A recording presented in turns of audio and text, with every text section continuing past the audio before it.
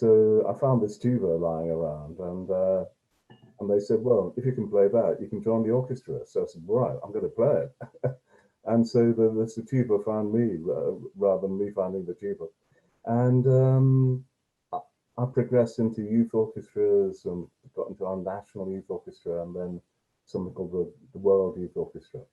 And of course, by that time, I was totally addicted to classical music and playing. And yeah, I got my first job very young, living abroad in Norway. I played in Oslo. And then when I came back, uh, I um, I started doing recording sessions. So that was a very varied kind of work. So it could be, you know, jazz-based things or film music or something very, very classical, brass champion music. So I really had to cover all the bases. But that was one of the things I was really interested to do, and it's one of the reasons the tuba appealed to me. It wasn't just an orchestral job, it was very varied. And so I used to do everything. I used to do Dixieland band gigs, and I used to do big band playing, and you know, a bit of everything really. And I found that very challenging. And I think it's fairly typical for a lot of tuba players because there's not so much to do in the orchestra. We have to turn our hand to anything, and you know, be very versatile. But one of the things that I've always taught my tuba students about their future careers is, you know, one day a really great opportunity is going to come along, and it's your job to do the very best you can with that opportunity, because it can open the door for you. So you have to be prepared for that. And it's not just playing; it's also attitude and, you know, simple things like, you know, turning up on time. You know, I remember I passed a gig. It was a very humble gig, just a Dixieland band gig, onto one of my pupils. And I saw him the next day. I said, oh, how did it go?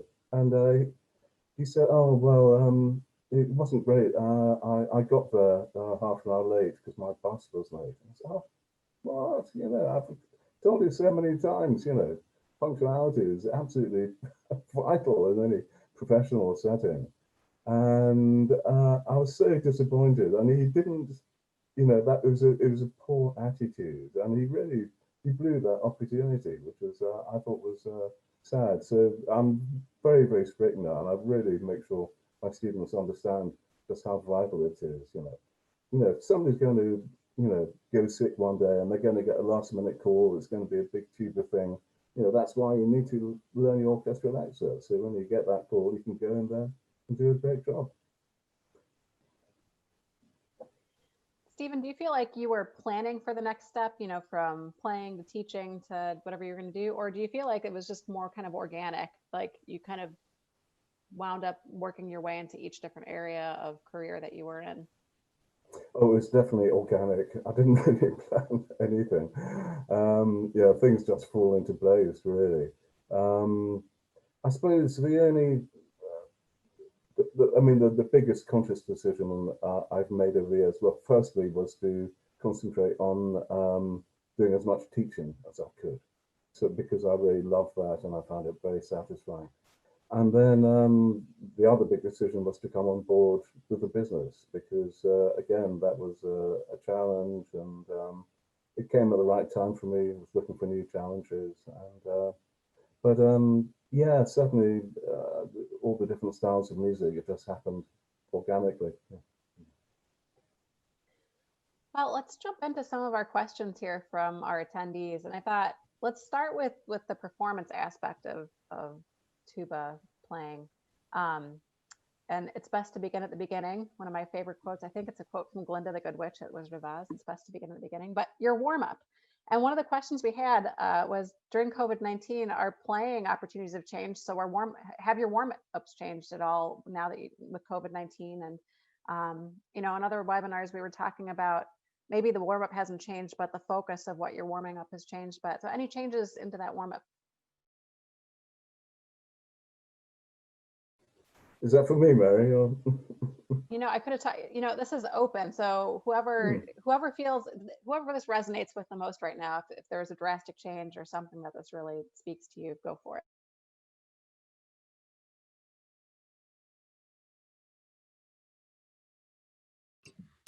I think that, well, I see Tom is about to jump in. Tom and I, we talk often about this, so maybe we can banter back and forth. And I know I talk with Justin at times about this as well. But, I'm a huge warm-up person, and I've been going through some dental changes, just taking the time to straighten my teeth and making sure that I'm good for the long haul and set up to be as efficient as possible. This COVID time has allowed me to really dive into the things that I'm not good at doing, that maybe that I've brushed over, previously, when life is busy, when we've got to get to orchestra rehearsal, or we've got to teach that lesson in 45 minutes and we just want a little bit of personal time, right? Now it's kind of afforded me the time to look into my playing with a microscope and almost make like a list of what a bionic tuba player would be, and then put a percentage, on myself of how I stack up against that, and say, okay, my low register flexibility isn't that good, lately. What am I going to do to shelf this up? Or, maybe, my extreme high register, or my intervals, or whatever it might be, or, the difference between marcato and staccato, and playing with an accent. Maybe that's faulty in my playing. So for me, just having the time off from having the next gig or the next project that's coming up has afforded me the opportunity to look into my practicing even further. And I think everybody here would probably attest to that in some form or capacity.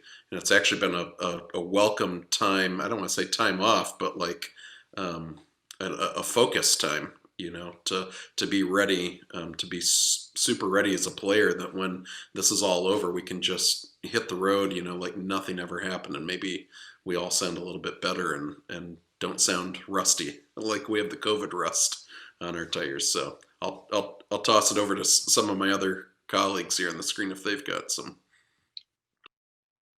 Yeah, let me kind of sound off for a second. I'm with Aaron 100%. The COVID time has allowed for a refocus, without the urgency of, the tyranny of the urgent. I got to learn this solo. I got to learn this excerpt. I got to learn this, jazz head, whatever. Like, I've tried to take this time to match my ears to my chops. So, Aaron and I are both Yamaha artists, and forgive me if others are as well, but like, I've been using the Yamaha Harmony Director to try and play better in tune. Are my lip slurs in tune? Are my scales actually in tune? Are my, if I'm playing an etude, is there any sense of harmonic pitch, or am I just pushing down a bunch of buttons? And I'm sure everybody thinks about pitch on some level, but I'm trying to bring that to the forefront. Yes, great sound. Yes, great response. Yes, wide dynamic range, but also, what's my level of intervallic integrity? Am I playing like really, really well in tune, or just kind of sort of in tune? So for me, that's been the shift in focus during COVID.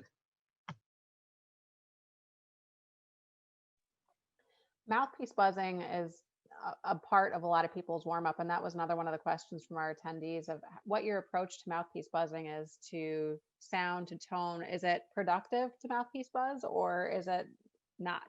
And to all the attendees here, this is a divisive question. So I'm sure you might hear both answers, yes or no. It doesn't mean that one is right and one's wrong, but I'm interested to hear what our tuba professionals say here. I'll chime in on this. Some of my teachers were very much anti-buzzing, and some of my teachers were a little buzzing, and I think I fall somewhere in between that spectrum. I think a little goes a long way in terms of warm-up. I think the idea for tuba players to be warmed up is sort of an interesting term. I think Arnold Jacobs was quoted as saying that if you're playing on a regular basis and every day, at the most, it's going to take 8 to 9 minutes of playing to get enough blood flow to your face that you're not going to cause injury. So I find if I'm teaching and I'm playing on a regular basis, that the idea of having to spend a long time warming up to prevent injury isn't really a big deal. But making sure that I'm spending a lot of dedicated time on my fundamentals is extremely important. And that's where buzzing becomes part of what I do.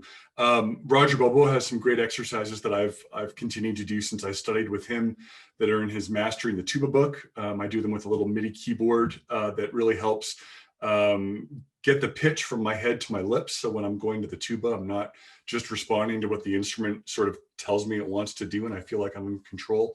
And then I think for me, buzzing is a great diagnostic tool. When things aren't going well or I'm not getting the clarity I want, that I can separate the mouthpiece from the tuba and do a little bit of buzzing to make sure that I'm really putting the pitch in the mouthpiece that I want to come out of the instrument. So a little goes a long way. That tends to be my mantra.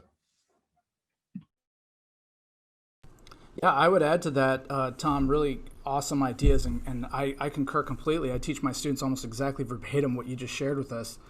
What I've found is that, the way that I buzz the mouthpiece is, and maybe this is where some of the divisiveness comes in, but the way that I buzz the mouthpiece is not exactly the way that I buzz when the mouthpiece is stuck in the tuba, nor should it be. In my opinion, when you have resistance from the tuba, it changes the effective feeling of what you get back from the mouthpiece. But that doesn't mean that we shouldn't buzz the mouthpiece. For my money, as you alluded to, the ability to be centered with your pitch, the way that we buzz the instrument, leading with what we hear in our ear and in our mind, is absolutely crucial. And for me, a lot of the students that I come across depend on the piece of brass to dictate the pitch to them. I've got the right valve down, I'm buzzing into the tuba, I'm using air, but they forget that we are really artists of the mouthpiece more than we are artists of the tuba. And the way that we play the mouthpiece should be reflective. The tuba should just magnify that. For me, another benefit or two of mouthpiece buzzing, I tend to just buzz nice tunes, not necessarily exercises. I'll do arpeggios or whatever comes to mind. But I'll do it while I'm driving, or recently I haven't been driving as much, but taking a walk in the neighborhood with my family, and I bring my mouthpiece, my Denis Wick 2SL, and a beautiful gold mouthpiece, and just carry it in my pocket and buzz tunes as I go along. And so the couple of benefits that I think come from that, one is that I'm always very relaxed when I buzz the mouthpiece, without having the tuba to hold and other things to worry about. It's just a time of very relaxed playing, blowing. And the other is something that I've read a lot in Arnold Jacobs' teachings, which is that when you buzz the mouthpiece, you get a sense of vibration at the lips, which you really don't get when you play the tuba. And it's just a good thing to have in your brain, this connection between song in your mind and the buzzing of the lips. And when we play the instrument and we can't sense the buzzing of the lips, I think we tend to focus on analyzing things, trying to analyze things inside our body, which, as Arnold Jacobs taught, is not possible and not helpful. But if we keep focused outward, and that's a healthy thing, and the sense of vibrating lips is a healthy thing to have firmly cemented along with that sense of pitch. Yeah, I'm just a lowly trumpet player along for the ride, but I actually I don't call it mouthpiece buzzing as part of a warm up. I call it ear training. So for my students, when they are warming up, it is their ear training portion, because I'm like, yeah, because for young students, they just think, oh yeah, I'm warming up, physically warming up like gym class, my lips. But for me, what I want them to accomplish in their warm up from mouthpiece buzzing is connecting what's happening in their head to how their lips are reacting. And so Yeah, just a quick follow-up thought on that. It seems like we've all kind of touched on the fact that the idea of warm up, as you said, via gym class, is really not what we're after. I think warm up is a misnomer. Several of my colleagues here use the term fundamental practice, and that's what I try and get across to my students. And just for the audience's benefit, I'm actually primarily a conductor. I've been band director for 29 years, including my current position. So, when I'm working with the whole ensemble, we want to get away from the idea of warm up as this mindless, strictly physical, mechanical thing. And we want to embrace the idea of fundamental playing skills that make us better musicians and physically prepare us to play and, attune our ears to each other. So, yeah, if would love to see the idea of warm up go away, and let's talk about fundamental training.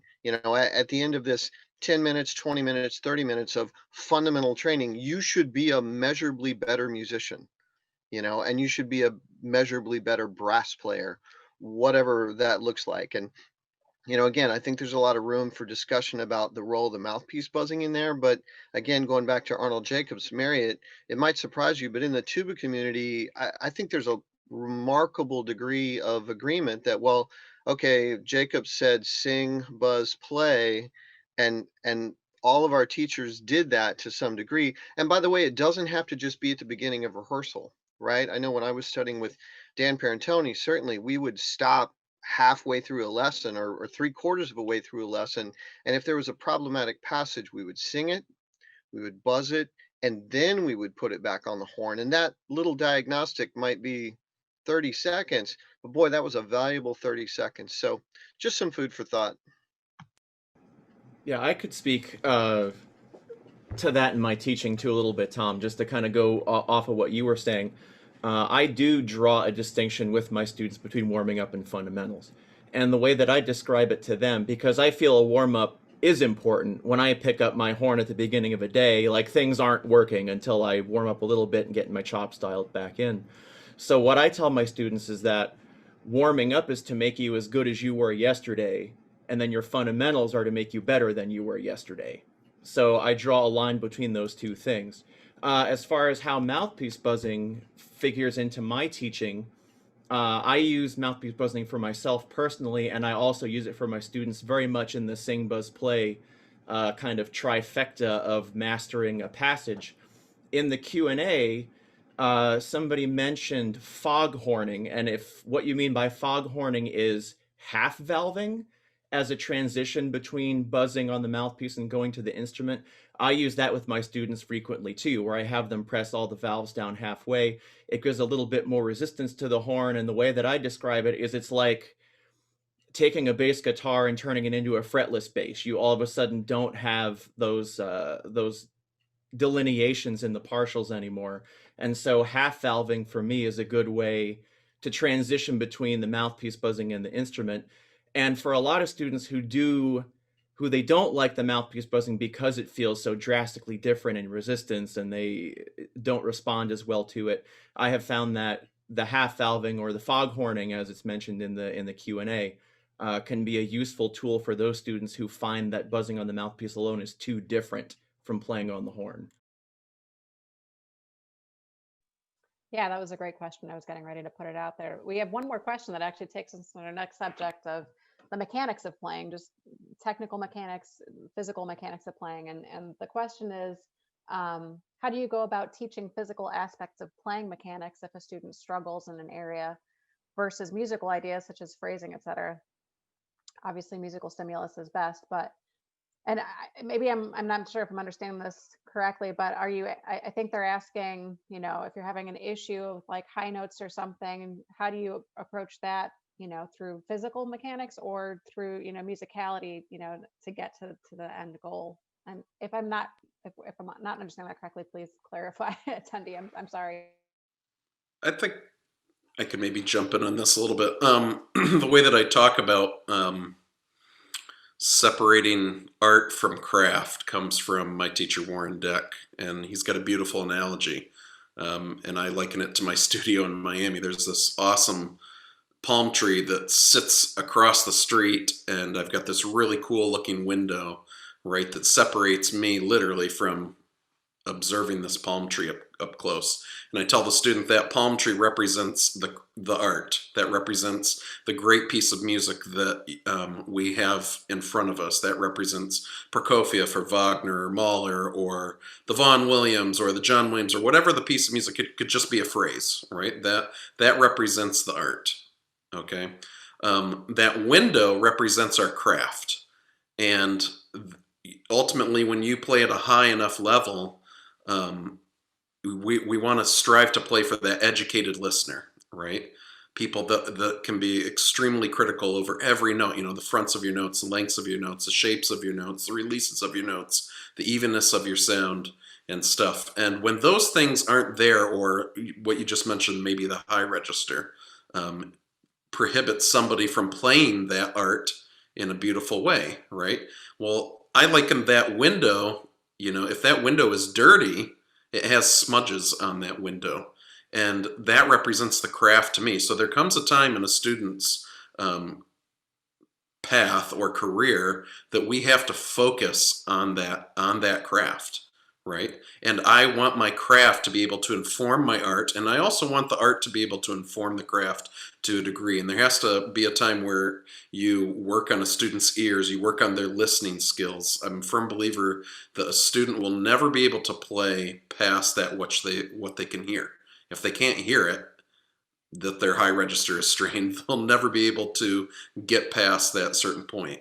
So I'm constantly, I think that's a struggle for all of us as teachers. When do you dial it back and exclusively work on craft and having that crystal clean window so that we can enjoy that beautiful art on the other side of the window? And, when do we focus on maturing the artwork beyond the window that we're after? So I think that's always a very, very tricky thing. And one thing I just wanted to add to the buzzing thing, I guess put my 2 cents in there. I'm not a huge buzzing advocate like Tom McCaslin. I've studied with people who it was, you were going to do 30 minutes of buzzing, and I've studied with people who we never touched the mouthpiece. So I've seen the extreme side of that. One thing physics don't lie, right? And if we're talking about the ergonomics of mouthpiece development and tuba development and the way that a tuba works, a mouthpiece buzz, the sound of a buzz is infinitely variable, meaning you can take a buzz and make it extremely buzzy, and that will produce a certain sound in the tuba.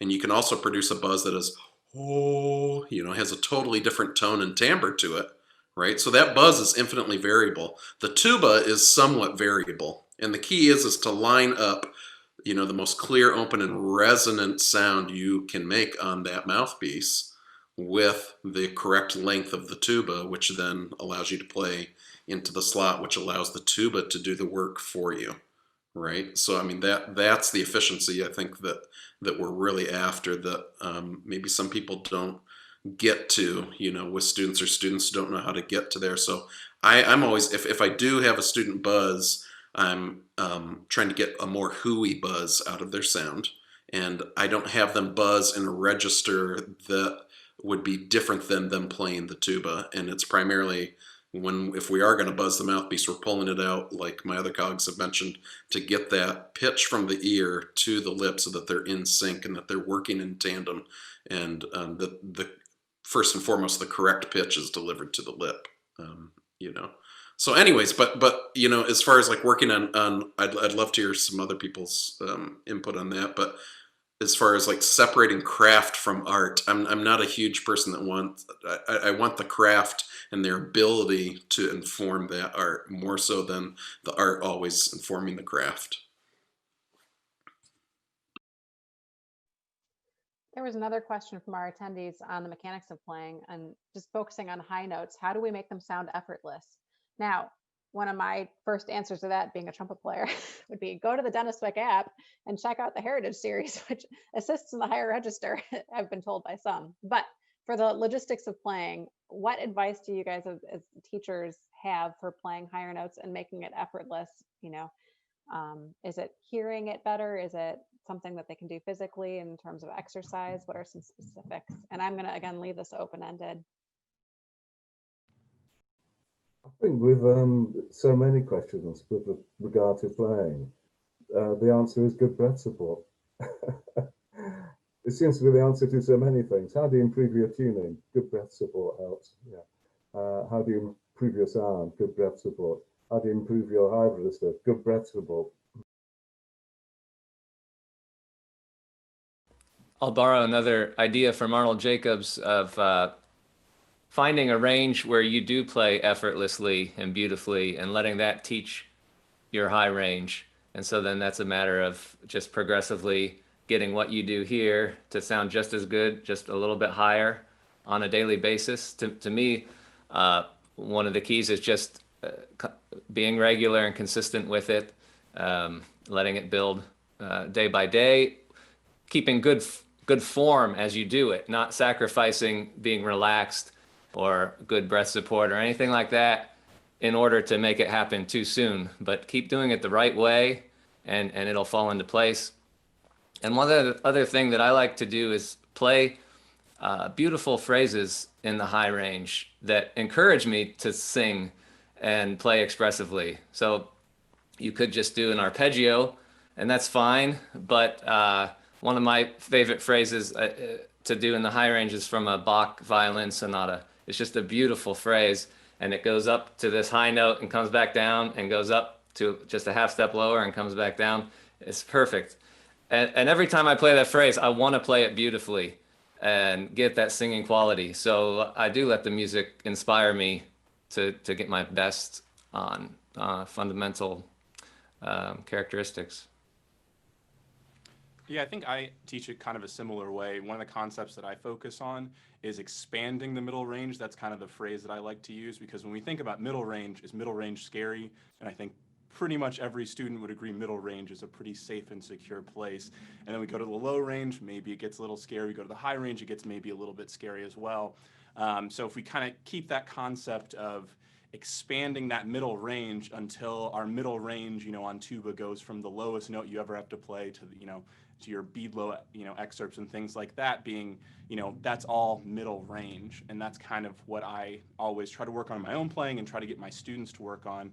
And then I think kind of similar to what Kent was saying, I'll take a certain melody or something and play it in all 12 keys and just go up in half steps. It's one of the things I try to get a lot of my students to do, especially around, this time of year. Play a holiday tune that you really like. And, I always tell them that, if you do it and your parents are around, your grandparents, families around, they're all going to love hearing you play Frosty the Snowman in all 12 keys. So I just, take a simple melody like that and just go up in half steps. And that same idea could work with something maybe more serious, like an excerpt or something like that. Taking like a Mahler 1 tuba excerpt and, starting, a fifth lower or something like that, and then gradually going higher to try to bring that same ease from the middle range to the high range. I just want to chime in about high notes and point out it's really important for tuba players to remember. I think that although all brass instruments work the same way to make a sound by amplifying a buzz, how we buzz has to be inherently different. And so there's two things that we need to make that sound, and that's air, and then there's the pressurization of that air.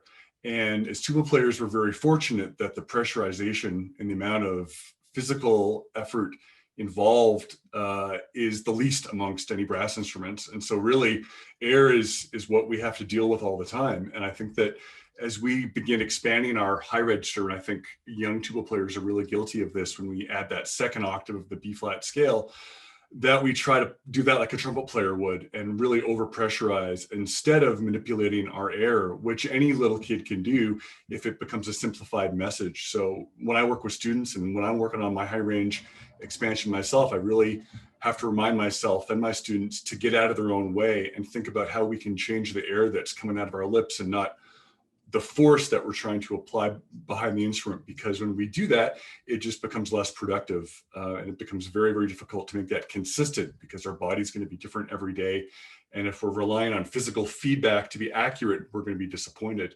Whereas we can always speed up our air or make the air column smaller to be more accurate in the high register. So. Yeah, I recognizing that there is a difference between playing tuba and playing trumpet. in terms of the approach. I do a little bit of psychological trickery with my students regarding high notes, where I kind of tell them, well, okay, you're trying to play middle C, C4. If you are playing that, if you went to a trumpet player and said, now, is that a high note or is that an easy note? They would say, well, that's a really easy note. It's low for them. And I said, well, we can approach it the same way. If you think about it psychologically as, well, this is just for, if I were playing this note on trumpet, it would be very easy for me to play. I wouldn't have to work very hard at it at all. Then we can kind of get around the problem that a lot of tuba players have when they get up around that register, where they perceive it as being somehow high and therefore difficult, and then their fundamentals break down, where they start to get overly tense and the air doesn't move anymore, and they get very clenchy trying to hit those notes. And I bring back something that I got from Neil Corwell at a master class one time, where he said, if you don't think of high notes as high, think of them as far. You will be a lot more successful. So he talks about delivering the air far across the room rather than thinking of the note as being something high you have to reach for, because when we're trying to reach for it, it implies this tension that we build into it, where if you think about the high notes being more far away, then that frees us up to deliver the air in a more appropriate way to make those notes approachable. A question for... I think you're absolutely right, Josh. It's language is important, and when I'm teaching, I try and avoid the terms, like top F or high G. I'll say F above the stave or whatever, because otherwise, it sounds like you're talking about climbing Everest or something like that. And it's just another note. Well, and especially with young students, and when I'm training, primarily I'm teaching future music educators. I teach at a school where we have a lot of music ed kids. And one of the main lessons I try to pass on to all my students is that, especially with young players, you never want to use the word hard. Never tell them that something is difficult, because then they get this mental block and they want to shut down with it. I've had, like, when I have my college kids come in and they've, went to small schools and they've never played anything except for the keys of B flat, E flat, A flat, and F, right? And then they have to learn all of their major scales and they see the sharps and they get scared. And I'm like, well, there's nothing inherently more difficult about playing in a different key. And if you were like an 8-year-old violin player, the first key you would learn is the key of D. Well, what's so hard about D if an 8-year-old violin player can do it, And so I think if you remove the idea that some things about what we do on our instruments are fundamentally way more difficult, and I think we all understand that there are advanced skills you have to develop over time. But I think if we allow students to put up that mental block of thinking, well, this is very hard, therefore I'll never be able to do it, or it's a skill that's too advanced for me, or whatever. If we can remove that idea, like the idea of something being hard from their musical lexicon at all, then instead of saying they can't do it, all they have to do is say they can't do it yet. And then they get a lot more success. I just want to jump real quick. Tom, I mean, that's great. I mean, having the lingo there from the teacher, I think, is very critical, right? And that's something that everybody's hitting on. Tom McCaslin made a really great point about the instrument, needing air pressure, right? Our job is to keep that tuba loaded with air and to keep that instrument stable at all times. So I'm always talking about keeping a resistance point in the same place across the instrument at all times, at all dynamics, all the time. Our job is to keep that instrument full with air, okay? That has nothing to do with the buzz or the vibration that's going into it. Our lips' job is to buzz the correct pitch, right? So I find students that cannot play high, they don't have enough chop to work with. And I'll explain this real quick. I'll give you an analogy. I think about playing like I'm playing a 1-string cello or a 1-string bass, right? And that string lives between my teeth and between my chops and my embouchure. Right? If I want to play higher, I make the string shorter. I want to play lower, I make the string longer. And if you think about it a second, a lot of students struggle in that high register. Their mid register is too closed down, is what I've found through working with a lot of students. So just by opening up that mid register and getting them more string length, more space to work with in their embouchure does wonders, because then when we go up higher, that embouchure is just dialing in terms of diameter, right? And then when the focus is on loading that instrument with air, not changing the air speed to change pitch at the lip, we get a more even and full sound, and the instrument stays level and steady dynamically. So that's kind of where I start, is kind of in that mid register, because I'm really hesitant to just have a student play with a bad sound in the high register day after day after day and just tell them it's going to get better. That's kind of where you have to like peel that away from them and, give them something else to like focus on, and absolutely agreeing with the rest of my colleagues here, not using the word hard or difficult, just that we're going to, replace that habit with something different, right? Yeah, with my students, and I'm sure it's slightly different for trumpet, but I always tell them, if you're having trouble with this high note, the note you're actually having trouble with is about 3 notes before that, because that's affecting how you're getting that higher note. But what I was actually going to ask earlier was the discussion of air support has been going around and around. And I was thinking, as I was growing up, air support and tongue position, they're such untangible descriptions. And it really comes down to how you as a student are translating that. So I was going to have each of you define what air support meant to you, but you guys have been doing a lovely job of doing that. So I'll move on to my next question, which is, and I'm going to direct this back towards Aaron and Stephen, because you both have been on the product creation side of the business. At what point does the mouthpiece you're playing on filter into the issues you're having? Like, now we're on high notes, so let's maybe discuss high notes. But at what point do you as a teacher decide, you know what, this just maybe isn't the right mouthpiece? Maybe the mouthpiece is holding me back. Stephen, do you want to chime in, or do you want me to? I've just got a real quick, and I think this kind of comes from working with you, and maybe you can continue. It's like wearing the right pair of shoes, right? If you're going to run a race, and you're really a size 12, you don't try to cram your size 12 feet into a size 10. And likewise, you don't wear a size 12 and a half or a 13. You need to find the right mouthpiece right for you at that time, and realize that you might change as a player. You might change what you want to feel out of the instrument. I think the way that a rim feels is such a personal thing to a lot of people. Finding the rim, that feels the best on your face, finding the right cup volume. I've got 8 different mouthpiece models, and if you just tell me what kind of instrument you play and maybe where you're coming from, I can say, yeah, this mouthpiece would be a good fit for, this instrument. So it's all about kind of, for me at least, lining up the player with the equipment, with the amount of air support. We kind of briefly talked about air. I think some people here have some really good things to say about air. But yeah, it's about lining it up, isn't it, Stephen? Yeah, totally spot on, Aaron. Yeah, I think you're absolutely right. And I mean, what people sometimes ask me, why do we make so many different mouthpieces? But I mean, the reason is, well, for a start, all the instruments are different. So one very crucial thing is to have a mouthpiece which really fits well, which suits a horn well. And of course, we're all different, so someone who naturally makes a rather bright sound might look for, a mouthpiece with a very deep cut. On the other hand, somebody might make an absolutely cavernous sound, and they might want a mouthpiece which slightly brightens their tone. And similarly with the shape of our lips, somebody with thin lips might prefer slightly flat, narrowish rim. Somebody with bigger lips might prefer a wider, slightly more rounded rim. So I think there's a lot to be said for finding the right mouthpiece for your setup, chops-wise and instrument-wise. Yeah, and I'll jump in a little bit more. I think it's not just the right mouthpiece for the setup, which is completely true for the person, but I find in my playing, especially my professional performance, orchestral playing, that I use several mouthpieces depending on the situation, depending on the kind of sound that I'm trying to create for the music or for my colleagues. And I use several of the mouthpieces in Aaron's line, and for C tuba, the AT2, 3, 4. When I need to play in F tuba on brass quintet, I use the 6, or for solo performances, I use the 8.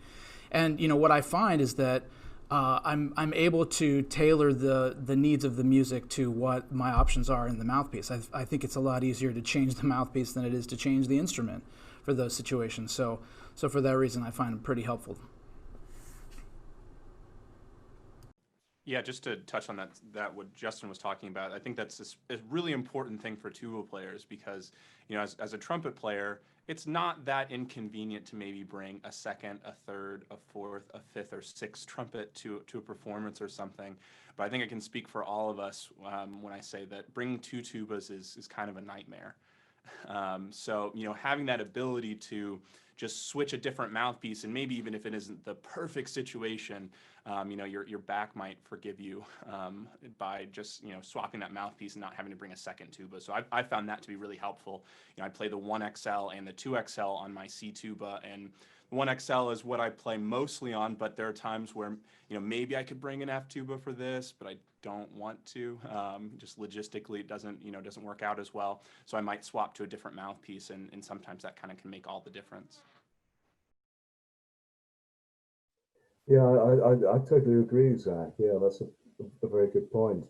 I noticed we had a chat question come up about mouthpieces for the E-flat tuba. So I'll sort of cover that thing. Just mentioning that I think I'm the only person who plays E-flat here, actually, probably. But I often use a 2SL, same as Kent, especially if I'm doing a brass quintet gig or something like that, or something in the studio which requires a nice, precise, bright sound. If it's a more orchestral thing or a bigger brass group, I would use a 3L. And very occasionally, I use the same as you, Zach. I put my 1XL in if it's something like if it's a kind of lightish program, but it starts with something low and heavy. I'll put the 1XL in, just to give me a bit of extra weight on the E flat. Having said that, I don't actually play the E flat hardly at all in orchestras these days. I'm entirely a C tuba player for orchestral stuff.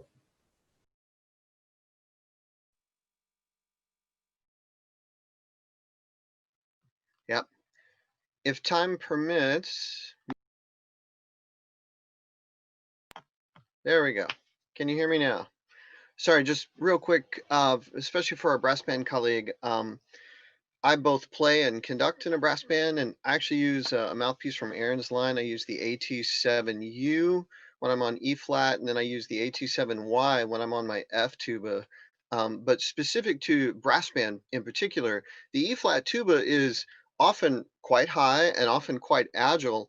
The attendee asked about, hey, what's too big?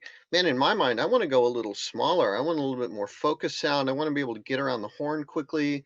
A lot of times in brass band literature, especially if you're playing, really traditional stuff, Eric Ball or, Philip Spark, I mean, you're going to be double and triple tonguing.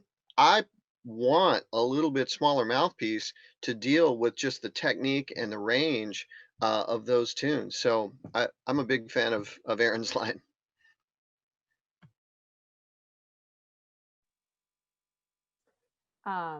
I think we're going to come back to product again in a second here, but before we got off the subject of mouthpiece or of performance mechanics, this was a very interesting question, which I think about a lot as a trumpet player. But does the language that a person speaks as their native language affect your sound or articulation on the instrument? And I know that's a really interesting discussion for trumpet players, but what is it for tuba players? I'd like to jump in really quick on that. My first language was Spanish. I learned English when I was about 5 or 6 years old. I actually learned it from TV, believe it or not. So that is now home language for me. And Spanish is a little bit more foreign, oddly. But I think that there are really distinct differences in the way that the tongue forms, particularly vowels. When we talk about people that speak in a different language with odd accents, you can hear where someone is a native speaker versus someone that isn't. And I think a lot of that has to do not just with the contact point of the articulation for consonants, but specifically with the vowel and the shape that our tongue and our oral cavity makes. So what I have discovered with students that are foreigners and that have a different language other than English, sometimes especially if it's a Spanish speaker, I try to tap into their native pronunciation to create what they need to for the sound that we're going for with the formation of the tongue. There's also, you know, from the trumpet world, we talk about arbans and tuku, and that being, you know, how is that pronounced in French? And here we are translating it over to English, and we're just using tuku for our articulation. So I think it's really important to know that there are differences and to work with those students that have those differences. But it's always at the motivation of what the sound is that we're trying to create.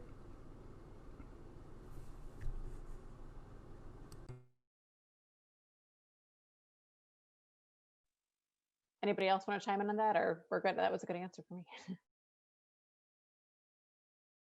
All right, let's move on to career talk. There's talked a lot about education and how we do better as educators and work on different playing skills. In the career force, though, I'm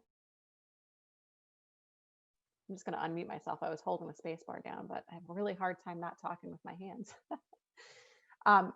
In the real world, as you're playing, diversifying is a really big thing for tuba players. I have colleagues who are, you know, tuba player, bass player, zydeco aficionados. I mean, that you combine a lot of things, but the more you can diversify, I guess, on any instrument, the more valuable you are.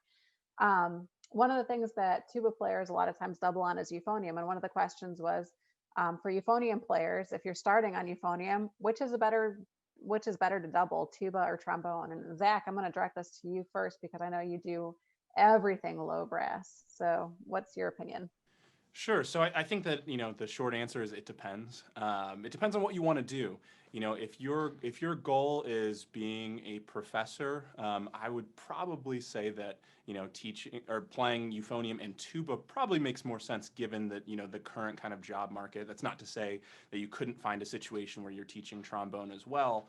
But if that's, you know, if that's what your goal is, that's probably how I would handle that situation. If your desire is to, you know, be a freelance musician, I'm not sure that I would argue the same thing. You know, I know that we all play some amount of professional tuba stuff, but, you know, there's less of that goes around. You know, you look at just, you know, a normal, you know, brass quintet thing, there could be a tuba, but sometimes there might just be a you know, bass trombone instead. And so there's 2 trombone spots, and, you know, you look at like, you know, maybe a church gig or something like that. There, you know, the tuba sometimes gets left behind, and I think ultimately there is more work as a trombonist than there is a tubist. So I think that you know, if that's important to you, that maybe should be somewhat a part of your decision. And then there's also just the logistics side of it. You know, I mean, how many of us have spent, you know, more on a tuba than on a car in our lifetime, you know, versus a trombone? You know, you can get a very good trombone for, you know, not something that you need to, you know, not $15,000 or something like that, which, you know, some of our tubas cost even more than that. So I think that that's a logistic thing of just, you know, you can buy an inexpensive trombone that is still of a high quality, whereas on the tuba side, that's a little bit harder to come by. So that's sometimes the easiest answer, is just logistically what makes sense. Also, just even storage. You know, tubas take up a lot of space in your house. So, you know, there are lots of different ways to go about it. I'm sure others have some other point of views. Actually, if I could talk about versatility for a minute, like several of the folks here, I studied with Sam Palafian, and man, he was equally adept in the jazz world and as an arranger and as a classical tuba player. So at a minimum, you know, I want to encourage people to check out the jazz side of things. One of my colleagues here in Chicago, Jim Langenberg, professional tuba player, all the right degrees, great guy. You know, Jim found that the farther he got into his career as a freelance player, the more he needed jazz, you know, and even played with a group called Muka Pazzo, which is like a acid, you know, steampunk marching band here in Chicago, but they were gigging all over the place. You know, check them out on YouTube. So, you know, Jim's point was, man, I wish I'd spent a little bit more time learning how to walk bass lines, learning how to improvise, and maybe a little bit less time, you know, banging out the same orchestra excerpt, and not disparaging the orchestra in any way. But again, you know, as Zach was saying, just from a strictly practical standpoint, you know, if you're going to focus just on tuba, man, you've got to be able to play some Dixieland, and that means you've got to be able to read chord changes, and that means you got to do enough listening to actually sound like you know what you're doing. And I look at some of the folks on the panel, and I mean, they are killing it at the absolute highest level of classical music.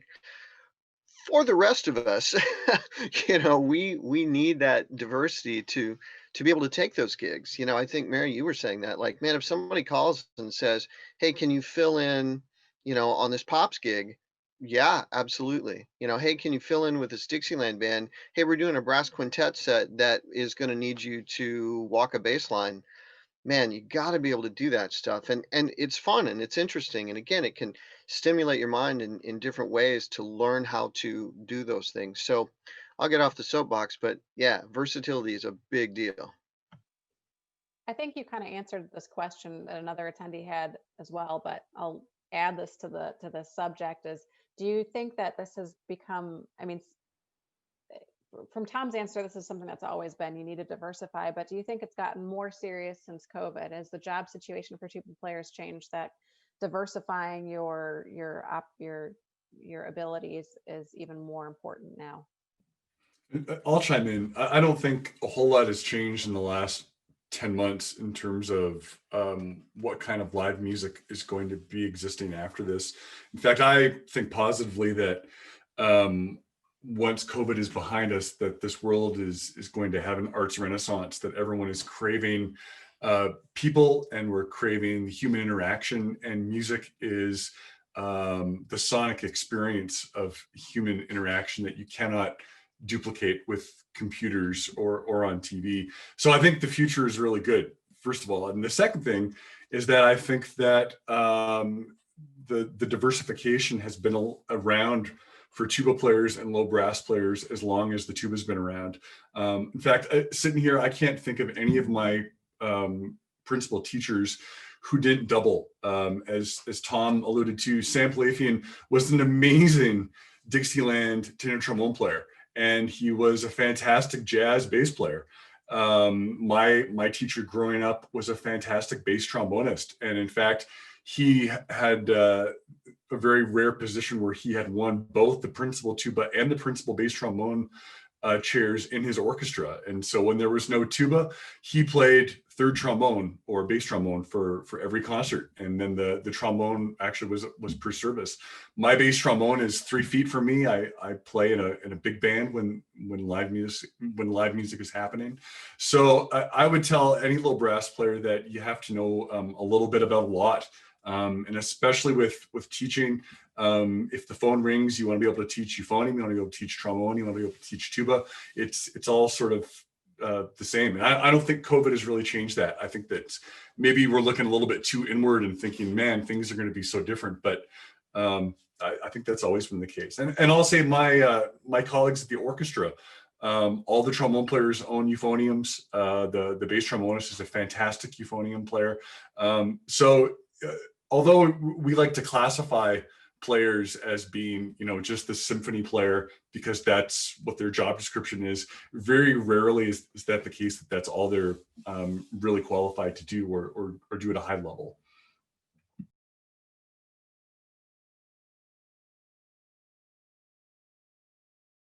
There we go. Kent, I was hoping, maybe I was responding to a question while you were talking, but I don't think you've chimed in on this one yet. I know you've got a great love for jazz also, which started early on in your career, and you diversified there. And I think one of the things that diversifying isn't a drudgery. It's a lot of times just following your passions. So, I mean, how did diversifying enter your career at an early age? That's how it happened for me. I never gave a thought to doing it to be more diverse and marketable, but I fell in love with the music. First ragtime, actually right about the time when I was starting to play the tuba. I had played piano since the age of 4, and I fell in love with ragtime, and then boogie woogie and blues, and then finally jazz. And I did study jazz piano as an undergraduate, as well as tuba performance. And I later transferred some of my jazz playing over to tuba just because there were some opportunities and it was a very natural thing to do. And to me, that's the ideal way to operate when you can be inspired by music and motivated to learn that music and really pour your heart and soul into it.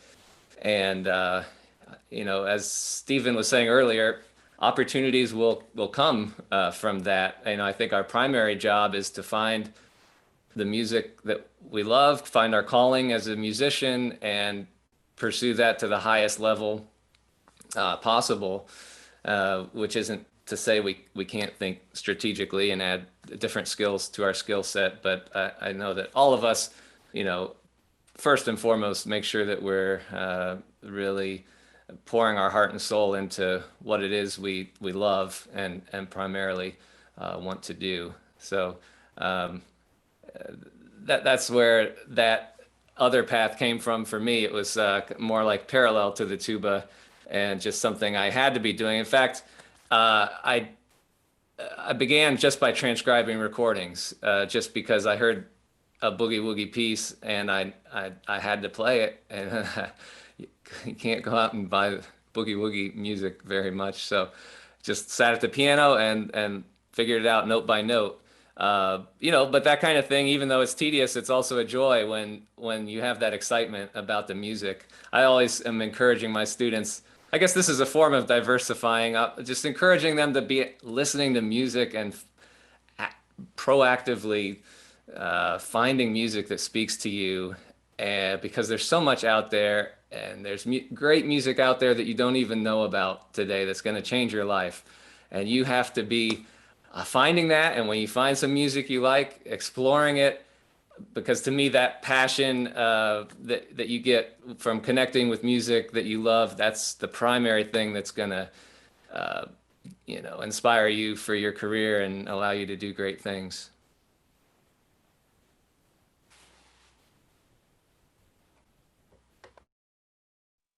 Man, the unmute thing is just not working for me. It's because my Zoom background is working so well. One of the other questions about career that came up was about orchestral auditioning, and how do you get your resume accepted for an orchestral audition, and what are some ways to expand your network and connect with more musicians in the community? And I think let's start with Tom McCaslin, because you've had a pretty diverse orchestral career up to now, correct? Yeah, I think the most important thing to realize is that anyone who's looking over resumes for an orchestra audition can see right through any lack of clarity about what you have done or haven't done. And so the idea of trying to pad your resume to impress a committee is never going to fly. So the first thing that you really have to do is to be honest. If you don't have experience, you don't have experience. Some auditions, you might get lucky and you might get a slot and you might get to play. And some auditions you may have to fight a little bit to be heard. And that may involve making a tape, which a lot of orchestras have done and continue to do. And then in other circumstances, sometimes you can have someone make a phone call if you really feel like you're worthy of being heard for that specific audition. And I'll say that with a caveat that I think that it really is an arduous process to replace someone in an orchestra, and the committee that's there really wants everyone to succeed and to hire a great addition to their orchestra. And so if you're pulling out every favor you have from all of your teachers, and you're really not in a position to win that job or be competitive for it, you may want to think twice and save that favor for when it really is your time and you face a stumbling block because you don't have the experience. So I think the most important thing is to be honest and say what you've done. I think when you're a student, it's important to start that process of knowing what you need to gain experience, which when you're a student are things like orchestral festivals. Aaron teaches at a great one, the Eastern Music Festival in North Carolina. The Tanglewood Institute is a great place to study. Round Top in Texas with Dr. Benavides down there. There's all kinds of opportunity to gain experience playing in orchestra, which slowly adds to your ability to then hopefully be heard at things like smaller orchestra auditions. And then when bigger orchestras have auditions, hopefully you might get a chance at being heard. So it's tough. I think sometimes the real big orchestras either do a cattle call audition where they let everybody play. And that's, I think, very generous by these orchestras. And then some orchestras are much more picky about who they want to listen to. And I think rightfully so, now that I'm on that side of it. When I was a student, I made as many tapes as possible to be heard. And not all of them got through. And there were also quite a few auditions that I wanted to play at, and it didn't get the opportunity to. And let me just say that it's not the end of the world if you're not heard. I'll tell a quick story. When I was a freelance player right out of grad school, I'd moved to Minneapolis where my wife was doing her doctorate in the Minnesota Orchestra. Had an audition within the first month of me living there. And I sent in my resume and it got denied. And the orchestra would not hear me for the audition.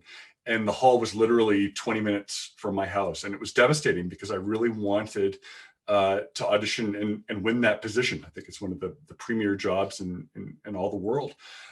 So they chose a wonderful candidate, Steve Campbell, who's been the principal tuba ever since. But he couldn't play that first season because he was under contract in Milwaukee. And the managements of both orchestras were very close, and they didn't want Steve to break his contract to leave Milwaukee. So he stayed and commuted back and forth for the big concerts that worked in the schedule. The rest of the concerts in that season, they then farmed out to freelancers. And my wife, who's a trombonist, heard about this, and I called one of the trombone players and I went and played for the section. And that led to me playing almost the entire season with the Minnesota Orchestra, even though I didn't get to audition. And sometimes that's just how it goes. That experience then led to me being prepared to win a one-year position in New Zealand, which then slowly adds to the, climbing the ladder to win the full-time job. So you have to start somewhere, and everyone has dealt with the frustration of sending in a resume that basically you're not too excited about because your experience is low. But that's where everyone starts from. So I hope that helps a little bit. Yeah, that's interesting, Tom. I mean, looking at it from a London perspective, I mean, we do have an issue sometimes with extremely good graduates from the Royal Academy, where I teach, but also the Royal College, who simply don't get auditions because orchestras say, well, you haven't got the experience. So you're quite right. I mean, any kind of experience you can get is really good. But I always like to point out to orchestras that, by they're cutting off their nose to spite their face if they're denying people auditions, because my teacher, John Fletcher, got the BBC Symphony Orchestra job on zero experience, but the BBC had a policy of hearing everybody. They heard him and they said, God, this guy is unbelievable. And he won the job. And he'd been a French horn player during his time at Cambridge. And he'd only been playing the tuba less than a year, as a full-timer. So it's a shame when people are denied auditions. I think sometimes there's a feeling like there's a big emphasis on who you know when it comes to auditioning and winning it. For those of you who have won auditions, how do you feel about that?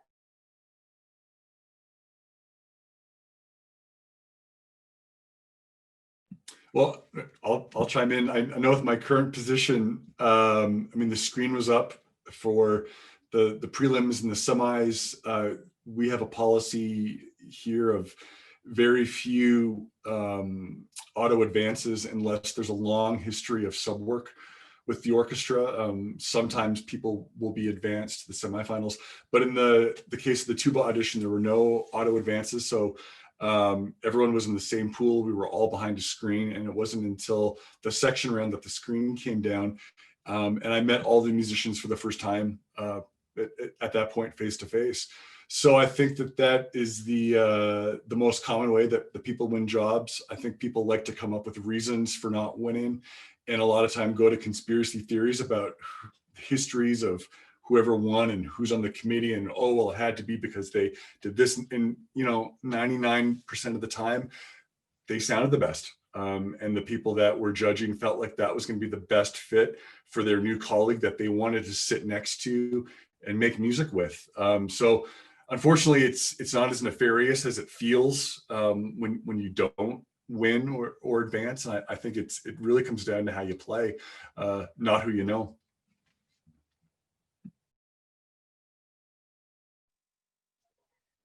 This next question from one of our attendees kind of plays into this. Who am I going to direct this towards? I haven't heard from Josh in a while. Josh, this one's for you to start with, because I think all of us can answer this, but we'll start with you. And the question is, what? I got to stop using the space bar. I just can't. I can't talk without my hands. I want to quote this person. How do you guys deal with the frustration and bad days in playing? So frustrating day of playing, frustrating audition experience, frustrating gig experience, you name it. Frustration can sometimes stick on you like a cheap claw. I don't know what analogy is. But how do you deal with those frustrating situations? I think it depends on the situation, partially. You know, if you're having a rough day at a gig, you have to fight through it. You can't just pack up your toys and go home, and I think a lot of times when you're playing at a really high level, what you perceive as a bad day, other people may not perceive it the same way. So I think we frequently are our own worst critics in a lot of ways. So trying to stay positive as much as you can, I think, is really, really important. That being said, I've had many, many, many days that were frustrating in practice, and I'm sure all of us have gone through that. And my students do, of course, also. And I'm a very big proponent of your practice time needs to be as efficient as it can be. And I think especially nowadays when, speaking for myself, my job in COVID did not get easier or lighter. It got harder because I'm still teaching full time. My students are still in person. Our ensembles are still in person, but we have to do the distancing and the masking and the air filtration and splitting rehearsals in half and meeting in different places. And some kids are meeting us online and some are live. And so my time that I had been dedicating more to practice throughout the day is actually less than it was, not more than it was. So I've had to learn to be very efficient. Where that plays into this discussion is if I'm not in the right headspace to be achieving at a high level, then my practice, I'm basically spinning my wheels and wasting my time. So when I'm having a bad practice day, first of all, I don't let it write off the entire day if I can help it. But I will step aside for 10 minutes and I do what I tell my students to do is go take a cookie break, which is just go do whatever you have to do that's going to make you feel better. Go walk around the building, get a drink of water, go talk to your friends in the lounge for a few minutes, literally eat a cookie, brush your teeth afterwards if you have to. But whatever you can do to get back in the headspace where you can be productive, because there is nothing worse or more detrimental for practice than when you're frustrated and you're playing poorly and you're beating your head against the wall and it just continues to spiral downward. Now, that's not to say that you should always feel great about everything you're doing in the practice room, because if that were true, we wouldn't be getting better. We have to practice the things that we're bad at in order to improve. So you have to have a certain degree of, yeah, okay, I'm going to go in the practice room and I'm just going to suck today and it is what it is, but I will get better at the end of it. But if it's really putting you in a negative place mentally, then you do have to kind of walk away and take a break and come at it a little bit later with a fresh mind. I think one of the things I talk to my students about too is separating yourself from your playing sometimes. So I think we get this, idea that our every fiber of our being has to do with us as a player, us as a person. Those are one and the same. And ultimately, you can be a good person and maybe not be the best player, or vice versa. And I think that's a thing that's helpful for me is that, if I miss some high note, that's not, I'm not a bad person or anything like that. It's not, that's not what caused that. And kind of separating those two, I think is kind of helpful, because if I have a bad playing day, I can still have a good, personal day. And I think that helps me get back into better playing space mentally, at least for me.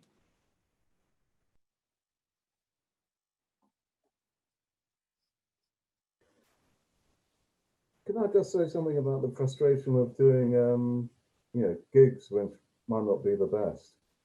I think even when you're young, you have to develop, something which we will have, which is just a professional attitude. And you go into that gig with exactly the same attitude, whether it's a very fine orchestra in a fine hall with a fine conductor, or if it's a badly paid theatre gig with a band who don't really care so much. Your attitude has always got to be 100% professional. And like any other professional in any profession, there are good days and there are bad days. And you just have to get with them all.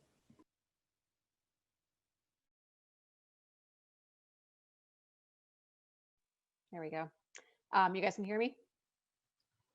All right, I thought I just did something bad. Before we move on to some product questions, a question just came through from one of the participants. How are grad school auditions being affected by COVID? This is a great question. And how does recording quality impact your chances in a world when we aren't able to get into studios to record? And I'm going to direct that to Tom because he was the one who asked if he could answer this one. So you start, Tom. Well, so real quick, first, I, as the director of bands at Northern Illinois University, I hear all the graduate auditions, and let me offer some encouragement. Like yesterday, actually, that's on the Denniswick app. There's a recording of a band director session that I was part of yesterday. And one of my colleagues, fellow Denniswick artist, Ryan, said, look, your phone has more computing power and a better microphone than what they used to record the Beatles albums. And those turned out okay.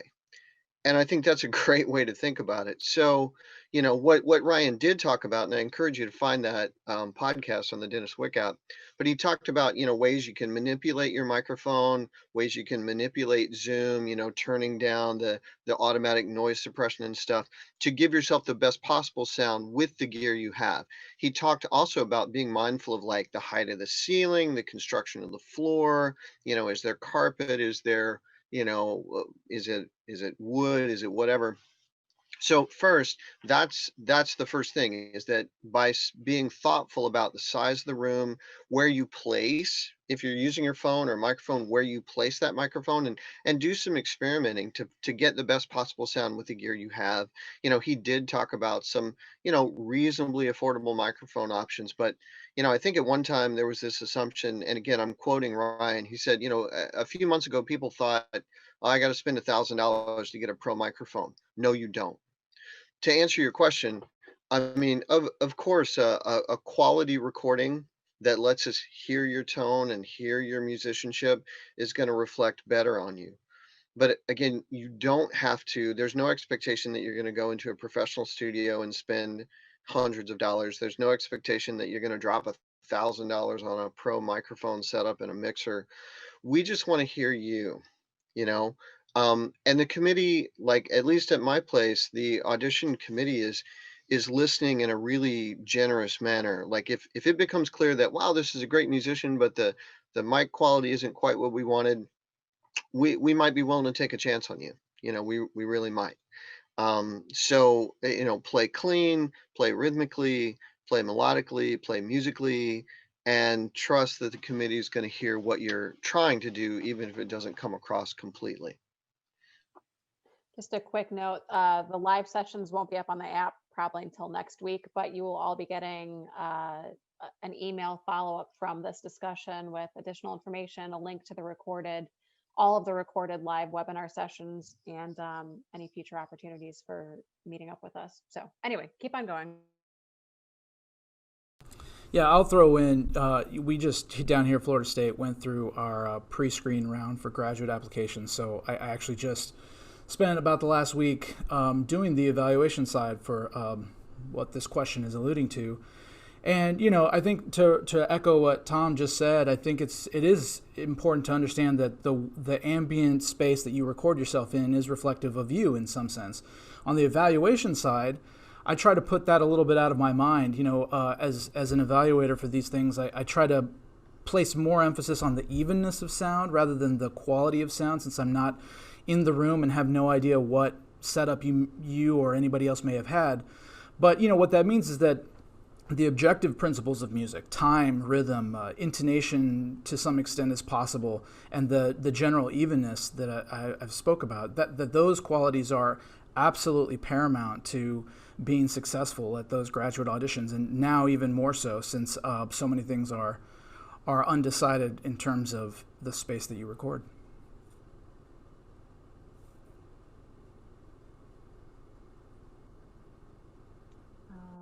I think we probably in the near future, this has come up in so many of the meetings, recording techniques for small spaces. It was something that I learned that was focused on when I was in grad school, but in this context, it's got a whole new relevance than I think any of us had to learn recording before. So I think this will be a future topic for all instruments to get in on, because we have quite a few artists between the trombone and trumpet and tuba that between all the instruments that are very experienced in recording whatever atmosphere you find yourself in. So stay tuned. We will probably create another discussion specifically on recording. There are some questions about product. And I think to start off, there's a lot of people who wonder about the process of creating a new mouthpiece. So, and this is directed for Stephen and Aaron. How much back and forth is there in creating a new mouthpiece? What's that process like? Well, Aaron, we had a lot of back and forth, didn't we? Because you were in Ithaca at the time and I was in London. And we managed to, you came up with 8 absolutely fantastic mouthpieces that we managed to make to your satisfaction. But it was a lot of emailing and chats and screen captures and can you adjust this and can you move that and can you track that length and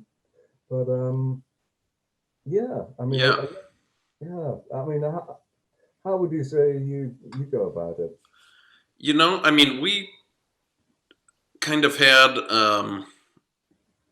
an interesting talk one summer, Warren Deck and myself did, about how the market really lacked a mouthpiece that was out there that would show somebody where the slot of the note is, that would aid somebody in finding that, a mouthpiece that would direct you to where the sweet spot, right, of the note, and that it would be like a trigger warning that would come up, like that, when it locked in, you would know when it locked in, and when it didn't, you would know when it didn't, right? And we started talking about the different aspects of mouthpiece design, and that's kind of where I really, piqued my interest with it. So a few more years down the road, I met Stephen, and the company was interested in working with me, and I used Warren Deck's mouthpiece rim, which I think is a great rim. That's what's on all of my models, and it's got kind of a rounder, softer feel to the external part of it with a nice cut. For stability, on your face, you don't feel like you're slipping around, but you don't feel like you're locked in to it. And then we did a lot of work, with that concept between the Wick company and myself on what elements of the mouthpiece generate that desired response, and we kind of, in some ways, we worked with the blank. Because some people say the blank has nothing to do with it. I think a blank of a mouthpiece and the weight of a mouthpiece and where that's proportioned has a lot to do with the response that you get out of a mouthpiece. And we play to the mouthpiece or to the instrument that we're blowing into, don't we? And the way that things respond dictate what we deliver to an instrument. So that also had to be taken into consideration. And if you look on the screen, we all look very different. Some of us have fleshier lips, some have thinner lips. Some people like to play a 4/4 tuba, some people like to play a 6/4 tuba. Different sizes of mouthpieces go better with different equipment based on how that person plays and how they're physically designed. So a lot of that was taken into consideration, and I would venture to say that all 8 models, and we have a 9th on the way. I don't know if I'm allowed to say that, but they all have a specific purpose, and a lot of measurements were taken into account, exactly where the shank comes in into the receiver, and getting that gap just right so that you feel the right amount of resistance out of the instrument. So you don't feel like you're, I like to use the analogy like you have a board strapped to your back and you're hanging over a hole, and the board is the only thing keeping you, from falling in. You don't want to feel like you're falling in the instrument. You also don't want to feel like you have too much resistance, so getting the right tapering of the shank of the mouthpiece, and the length of the mouthpiece down is totally has a lot to do with response and feeling. So, but yeah, it was a great process, to go through. I'm still amazed. I feel like we got it right on every mouthpiece. It wasn't an overnight process, that's for sure. It took a lot of time and a lot of energy, but once you get it, you get it, and it's there. So yeah. But the Wick Company, I mean, and for the viewers out there, if you haven't had a chance to play their lineup, please do so. I mean, if you can go to a trade show, there's Tom McCaslin. He's got a few of them sitting right there. There's Justin. Do yourself a favor and find a quiet space, and don't be afraid to go back to what you are used to playing on. If anything, maybe my mouthpieces are not slurpy feeling. If you like a PT mouthpiece or a Lasky mouthpiece, my mouthpieces are not that. Just give you a disclaimer. They're more, they lock you into the slot of the note, and I would like to say kind of teach you the mouthpiece kind of teaches the person how to play the tuba in a solid type of way, and to deliver what it is that you're giving the instrument. So I don't know if anybody else wants to comment on the Wick products that they play on, or what they find interesting about them. Can I just say something about working with you, Aaron? I mean, one of the great things is working with great musicians who have a very strong concept. And I must say, it was great working with you, because you had a very clear idea of what you wanted in the terms of tuba sound and what you wanted the mouthpiece to do, which is really great, and it makes everything so much easier. Also, when we're developing our euphonium mouthpieces with Steve Mead, there's someone who's a great player. And when you're testing a mouthpiece, a lot of it is trial and error. There's no book of mouthpiece design you can look up to find out what works and what doesn't.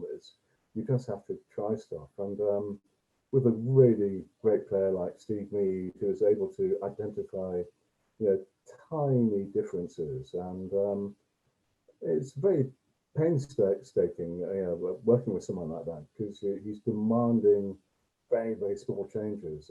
But I'm glad we, followed his lead, because it was worth doing, because those are now some of the best-selling euphonium mouthpieces in the world. Yeah. And this process of trial and error. I mean, one of the mouthpieces I worked on was the 2SL that Kent and I both play, and that was really interesting, because we started off with the concept of a bowl-shaped mouthpiece, suitable for a tuba and for especially German tubas, and it was interesting just sort of making different variations on that, and eventually coming up with a combination which really makes that mouthpiece work. And with that particular model, it was the size of a backdoor. The original prototypes backed up a lot in the low register, and it didn't work. And we just kept on opening up the backdoor until, our engineer sort of said at one point, I can't open it up any more than this. This is as far as we can go. And he opened it up, and suddenly that mouthpiece was where it needed to be. But that wasn't through science, it was just trial and error. Yeah. Yeah, I mean, you literally have to, do a back and a forth and over several period of days, to make sure that the consistency of what you're doing with the mouthpiece, stays put. You can't just play on it and after 30 seconds say this is it, and then the next day feel a little bit different about it. It's a little bit like a long-term relationship. You have to know it's going to last, And you mentioned the back bore. You can start with the mouthpiece development, from the front end of the mouthpiece or from the back end, can't you? Because every component of the mouthpiece affects the rest of it. It totally does. And I mean, I'm a Stephen Meade student. I'm a recovering euphonium player, for those of you who don't know that, but I can attest he is very picky, and he's able to put his finger on what he likes and what he doesn't. I mean, I guess I've had, some of my teachers have been, Roger Bobo and Warren Deck and Mr. P and Stephen Meade, all very picky when it comes to equipment and how they want things to function. So maybe it's just a trade-off from studying with those people, but I'm thankful for their guidance and sometimes, my phone call saying, hey, I'm working with the Wick company and we're here with this mouthpiece and I can't figure it out. I don't like the way that this sounds, or I'm losing some flexibility, or want more depth of sound. We've done this. Oh, no, you should put that back and you should, tweak a little bit of this. So those people have been also helpful in trying to get some of these things right. So, but thank you for you guys are a very dedicated company, and not just to the artist, but I want to say to the consumer. You guys are extremely dedicated to helping somebody find the right mouthpiece. And I've even seen Stephen Wick, for those of you that are wondering, Stephen Wick has said, you sound better on your own mouthpiece. Maybe you should stick with that. And that's when that they're not just there trying to peddle you something, but they're really trying to help somebody find their sound. So, but my hat's off to you guys. You guys run a stellar organization that I think you should be proud of, and your reputation is second to none in this industry. So, thank you. Well, thank you for saying that, Aaron. That's very kind. I mean, we're not just an engineering company turning out products. My dad's a musician and I'm a musician, but we're musicians making gear for other musicians. And one thing I'd like to mention is that, our factory is, our machines are dedicated to mouthpiece making. We don't make anything else on those machines other than mouthpieces. We're not making mouthpieces one day and earthing nuts the next, which is what a lot of subcontractors do, So all our mouthpieces are made in our factory. It allows us to have specialist machinery. I mean, these big CNC machines are fairly standard, but one particular variable is the kind of cutting heads you use. So we're able to have cutting heads which are designed to make the smoothest possible finish. And that's why, so many people, when they pick up a Denniswick mouthpiece, they say, wow, that feels very comfortable. And, it feels comfortable. It's not an accident. We put a lot of thought into that. It's performance by design, right? It's our tagline. So one of the questions from our attendees was, what sets Denniswick apart from all the other manufacturers? And I think, everything that both Aaron and Stephen and others have mentioned is a great point in terms of our quality, our close relationship to the artists and the end user. I think another thing that's always impressed me about the line of Denniswick mouthpieces is they've really tuned into, and this is something that Aaron brought up, the weight and the profile of a mouthpiece and how much that makes a difference in the resonate and how that mouthpiece responds. So something I think unique to Denniswick is, if you look at the tuba line, you've got a couple different shapes to work from. The classic, the heritage, the Aaron Tyndall, and when you look at the variety, which you can see on the Denniswick app, you really see, you can play the same size, the same diameter across, but each one resonates differently to get you a different sound. So, and that really comes into diversifying also. When you have one tuba and you need to sound different, on one gig versus the next, sometimes just a different weighted mouthpiece, a different style of mouthpiece will get you that different sound or make that different sound easier. So Joking aside, you can find out a lot of really great information on what the different profiles or blanks or shapes of mouthpieces do on the Denniswick app.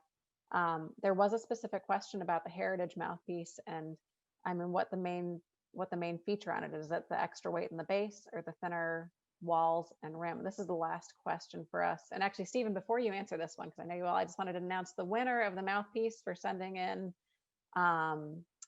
questions is Ryan E. I will be contacting you after this, but congratulations, Ryan. I'll be in contact to get your mouthpiece out the door. So on our way to our last question, Stephen, can you expand on one of our most popular tuba lines, the heritage? Yeah, well, the question said, is it the extra weight around the bottom of the cup or the thinness of the cup walls? Well, it's both. It's the whole shape. I think that this originally came about, this different shape, because when we first designed it, heavy mouthpieces were very much the fashion. And people, were saying how good these very heavy mouthpieces were. And I could see, heavy mouthpieces, they do project well. They if you're going for volume, heavy mouthpieces can be quite good. What they lack is response. So you don't have that nice connection with the instrument with a very heavy mouthpiece. And for me, it's always been important, just get a little bit of, information back from the instrument so you can gauge exactly when that note is going to speak and how quietly you can play. And if you can do those things, it enables you to turn a phrase nicely and really, make the instrument sing. So when we were developing the heritage mouthpiece, we realized that, that weight around the weight needs to be around the bottom of the cup. We made various experiments, and if we reduce that, not surprisingly, if the mouthpiece is too light, the sound is light. On the other hand, if the mouthpiece is very heavy, you lose a lot of immediacy and response. So we think with the heritage, we've got a sort of good combination of a mouthpiece where it's got a nice, easy response, but has the power when you need it as well. Yeah, when we were doing experiments, we actually made 7 different versions, and the one which worked best was the one bang in the middle. There were 3 bigger and 3 heavier and 3 lighter, but the one we went with is the bang in the middle.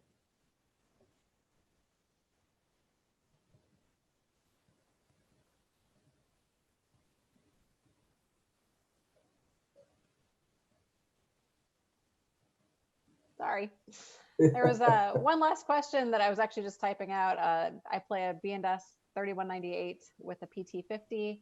What would be a Denniswick mouthpiece model with a similar diameter but a deeper cup? So Aaron, I asked you the wrong question, but any quick answer there? AT1Y. Okay.